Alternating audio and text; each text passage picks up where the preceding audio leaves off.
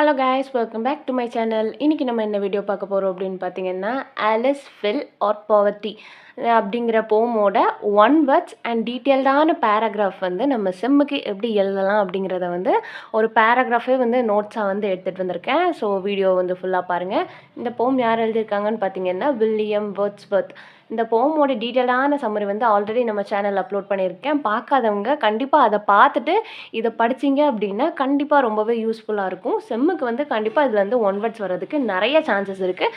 And இந்த போம்லேருந்து என்ன question கேட்டாங்கன்னாலுமே நான் வந்து வீடியோ எண்டிங்கில் வந்து கொடுத்துருக்குற சம்மரியை வந்து நீங்கள் அப்படியே படித்து எழுதுனீங்க அப்படின்னா உங்களுக்கு ஃபுல் மார்க் போட்டுருவாங்க.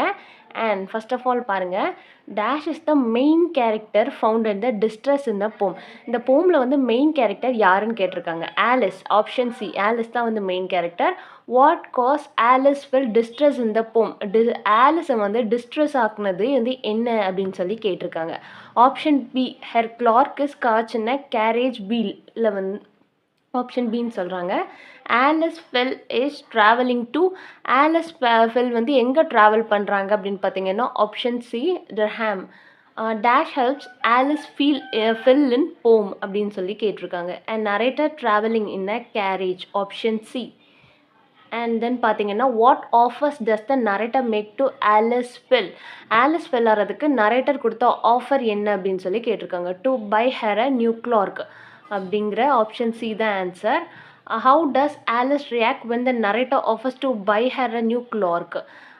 நியூ கிளார்க் வாங்கி தரேன்னு சொல்லி நரேட்டர் சொன்னப்போ ஆலிஸ் எப்படி ரியாக்ட் பண்ணாங்க அப்படின்னு சொல்லி கேட்டிருக்காங்க. She confuses worried he won't let her go, option A.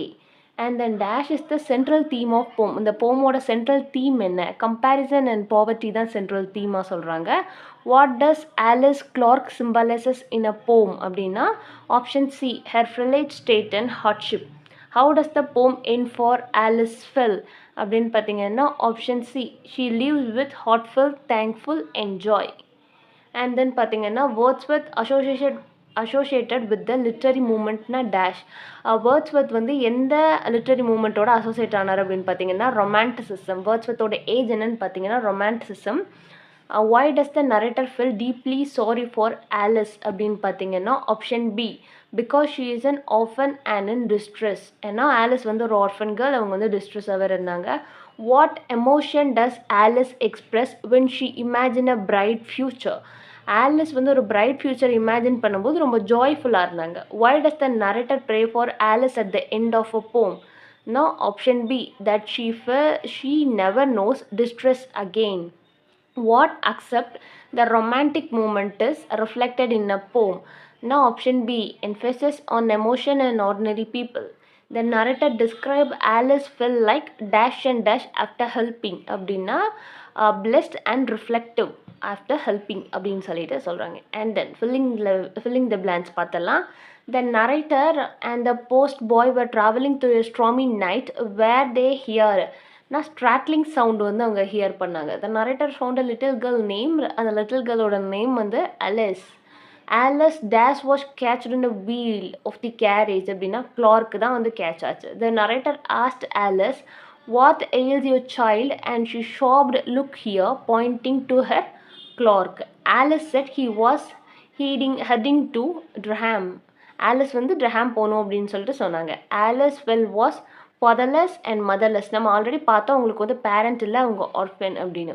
The narrator offer to buy ஆலிஸை. ஆலிஸ்க்கு வந்து நரேட்டர் என்ன ஆஃபர் பண்ணாங்க? New cloak. Alice expressed her fear by saying you won't then sir let me go அப்படின்னு சொல்லி கேட்டாங்க. By the end of a poem Alice tear turn into tears of joy. அதாவது அவங்க அழுவாங்க, ஆனால் வந்து அது ஆனந்த கண்ணீர் அப்படின்னு சொல்லிட்டு சொல்கிறாங்க. அண்ட் தென் போமோட சம்மரி பார்த்துட்டு நீங்கள் வந்து இந்த பேராகிராஃபை வந்து படிச்சிங்க அப்படின்னா ரொம்பவே ஈஸியாக இருக்கும். ஃபர்ஸ்ட் ஆஃப் ஆல் வந்து இன்ட்ரோடக்ஷனில் என்ன கொடுத்துருக்காங்க அப்படின்னு பார்த்தீங்கன்னா இந்த போம் வந்து எதை பற்றி சொல்கிறாங்க, இந்த போம் வந்து யார் எழுதியிருக்காங்க அப்படின்னு சொல்லிட்டு ஒரு சின்ன ஹிண்ட் கொடுத்துருக்காங்க. அப்புறம் இந்த போமோட செட்டிங் பற்றி கொஞ்சம் பேசியிருக்காங்க. அந்த போம் நரேட்டரும் போஸ்ட் பாயும் எங்கே ட்ராவல் பண்ணாங்க, எப்படி ட்ராவல் பண்ணாங்க, அந்த என்விரான்மெண்ட்லாம் எப்படி இருந்தது அப்படின்னு சொல்லிட்டு இது செட்டிங் அப்படின்னு சொல்லிட்டு டாபிக் போட்டு எழுதியிருக்காங்க. நீங்கள் இதே டாபிக் போட்டு தான் எழுதணுமா அப்படின்னு சொல்லி கேட்டிங்க அப்படின்னா, இல்ல. கண்டிப்பான முறையில நீங்க வந்து நம்ம குடுத்துருக்கிற சம்மரி ஆல்ரெடி வந்து நம்ம சேனல்ல சம்மரி அப்லோட் பண்ணியிருக்கேன். அத பார்த்துட்டு நீங்க வந்து இத ஒரு ஹிண்ட்ஸா எடுத்துட்டு உங்க ஓன் ரைட்டிங்கா கூட நீங்க எழுதலாம். அப்பவுமே நெறைய மார்க்ஸ் ஸ்கோர் பண்ணலாம். இது வந்து உங்களுக்கு ஒரு ஐடியா தான். Just an idea. ஆலிஸ் ஃபெல்ல வந்து நரேட்டர் எப்படி டிஸ்கவர் பண்ணாரு அப்படின்னு சொல்லிட்டு இந்த டாபிக்ல குடுத்துருக்காங்க. அண்ட் ஆலிஸ் டிஸ்ட்ரெஸ் அப்படின்னா, ஆலிஸ் வந்து எதுக்காக டிஸ்ட்ரெஸ் ஆனாங்க? அவங்க ஆக்சுவலி அவங்க கிளார்க் வந்து கிழிஞ்சு போயிருக்கும் இல்லையா? அந்த வீல்ல மாட்டி. அதுக்காக தான் அவங்க டிஸ்ட்ரெஸ்ஸா இருப்பாங்க. அத வந்து டீட்டெயில்டா இந்த பாயிண்ட்ல சொல்லியிருக்காங்க. நரேட்டர் வந்து அவங்களுக்கு ஒரு புது கிளார்க் வாங்குறேன் அப்படின்னு சொல்லிட்டு ஆஃபர் பண்றது, அதெல்லாமே சொல்றாங்க. சிம்பலைசேஷன் ஆஃப் அ கிளார்க்கோட சிம்பாலைசேஷன் என்ன அப்படின்னு சொல்லிட்டு டீட்டெயில்டாக கொடுத்துருக்குறாங்க. And transformation and hope. அந்த ட்ரான்ஸ்ஃபர்மேஷன் என்ன ஆகும் அப்படின்னா, நம்ம நரேட்டர் வந்து ஆலிஸ்க்கு ஒரு ஹோப் கொடுப்பாங்க இல்லையா? அந்த ஹோப் பற்றி பேசியிருப்பாங்க. Reflection on social issues. இந்த சோஷியல் இஷ்யூ ஒரு ஆர்ஃபன் கேர்ளுக்கு வந்து இந்த சொசைட்டியில் வந்து என்னென்ன இஷ்யூ வரும், அவங்க பாவர்ட்டினால அவங்க என்னென்ன கஷ்டப்பட்டாங்க அப்படிங்கிறத வந்து ஒரு ஓரல் ரைட்டிங்காக வந்து இதில் கொடுத்துருப்பாங்க. அண்ட் கன்க்ளூஷன் அப்படின்னு சொல்லிட்டு இந்த ஓவரால் போமை பற்றி அவங்க ஐடியாவை வந்து சொல்லி முடிச்சிருக்காங்க. நீங்கள் உங்கள் ஐடியா வச்சு நீங்கள் எழுதலாம்.